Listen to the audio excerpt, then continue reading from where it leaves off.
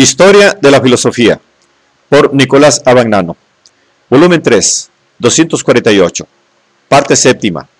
La filosofía entre los siglos XIX y XX. Capítulo 10. El realismo. 779. Goodrich. Randall. Una forma de realismo naturalista es la sostenida por Frederick J. E. Goodrich, 1867-1940, que fue profesor de la Columbia University de Nueva York y director durante muchos años del Journal of Philosophy. Escribió El objeto de la historia, 1916, El reino del espíritu, 1926, Naturaleza y espíritu, 1937, Ensayo sobre la naturaleza, 1940. Los temas preferidos de Goodrich son la unidad de la naturaleza y del hombre para el conocimiento, y la dualidad de naturaleza y sobrenaturaleza para la moral. Nuestro estado natural, dice, está inseparablemente vinculado a la naturaleza como el de la estrella más grande o el del más pequeño microbio. Esta conexión pone al hombre en disposición de leer los signos con que la naturaleza es escrita y considerarla en su conjunto como el propio universo de discurso. El mundo visible es la primera y más evidente manifestación de la naturaleza, pero el mundo visible hace aparecer la naturaleza en el espacio, en un espacio vacío en que estaría contenida, mientras que en realidad el espacio está en la naturaleza como el conjunto de todas las determinaciones o relaciones locales que se pueden distinguir en ella. En el mundo invisible aparece también evidente el esquema temporal de la naturaleza, es decir, la unificación y la integración de los acontecimientos en su duración relativa y en su devenir. También en este caso, las divisiones y la medida del tiempo, la memoria del pasado, la historia, no son adiciones a una naturaleza intemporal, sino manifestaciones de la misma estructura temporal de la naturaleza. En general, según Goodrich, todas las posibilidades ofrecidas al ingenio o al trabajo humano son posibilidades de la naturaleza. El finalismo que aparece en el mundo humano pertenece a la misma naturaleza, ya que no excluye el mecanismo que lo integra. Por eso, no existe ninguna realidad ni principio que se pueda considerar distinto e independiente de la naturaleza, mientras se permanece en el campo del conocimiento. Pero las cosas cambian cuando se pasa al campo de la moral, esto es, cuando se considera la naturaleza no como objeto del conocimiento, sino como dominio en el que se debe buscar la felicidad. Desde este punto de vista, asoma el dualismo entre lo que es y lo que debe ser, entre lo real y lo ideal. En otros términos, entre lo natural y lo sobrenatural. El deber ser, el ideal, está siempre más allá de la naturaleza. El dualismo entre naturaleza y sobrenaturaleza no nace en el terreno del conocimiento, sino que es el mismo dualismo entre conocimiento y fe. Por lo que respecta a la defensa de la legitimidad de la fe, la filosofía de Goodrich puede ser considerada como una escolástica del naturalismo. Su influencia se ha desarrollado en América paralelamente o de acuerdo con la de Dewey, en la defensa de una tarea específica y no renunciable de la metafísica, considerada como descripción de los caracteres generales de la existencia.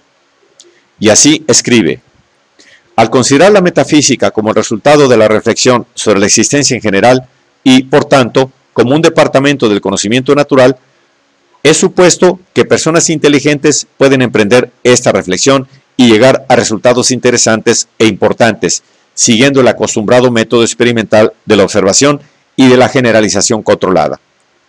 Por otro lado, Goodrich sabe muy bien que una metafísica descriptiva no puede apelar a una intuición del ser como tal, y en realidad considera él la tradición metafísica del ser como una especie de truco lingüístico.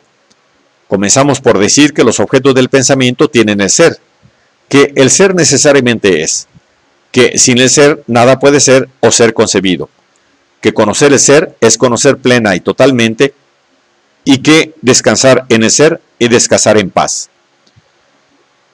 Todo esto es verdad, principalmente, pero su valor, después de todo, es solo el de una rapsodia lingüística.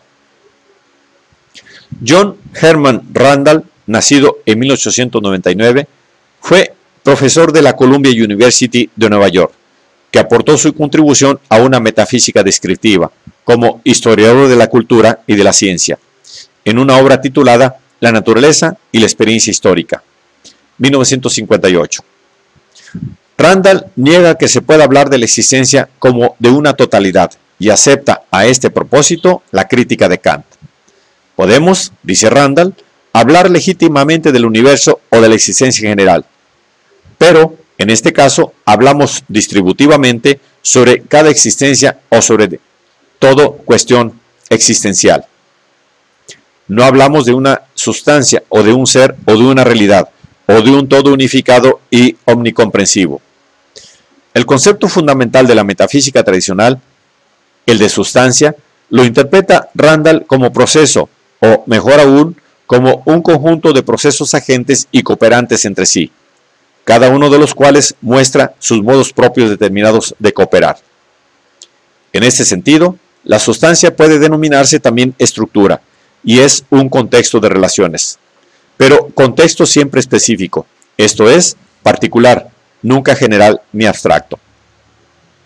En él se pueden distinguir la estructura formal, que es el modo de estar las cosas juntamente, y la estructura funcional, que es el modo de comportarse las cosas en un contexto específico.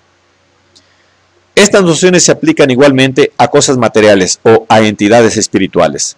Randall reconoce cierta validez al arte y a la religión, considerados como sistemas de símbolos, pero compara esta validez con la de los conectivos de la lógica, y, o, si, entonces, etc. Los conectivos, dice Randall, en cuanto son signos cognitivos y tienen una función en todo conocimiento, no son ellos mismos verdaderos, pero tampoco son verdaderos ni el lenguaje ni los sistemas de medida, aunque se usen para formular afirmaciones verdaderas.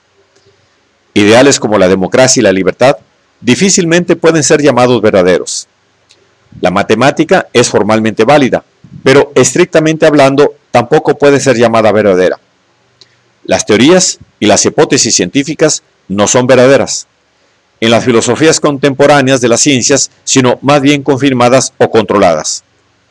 Estos distintos tipos de validez, que pertenecen a las diversas ramas del saber humano, dan lugar al problema de la unidad del saber, que también lo es de la unidad del mundo en que vive el hombre.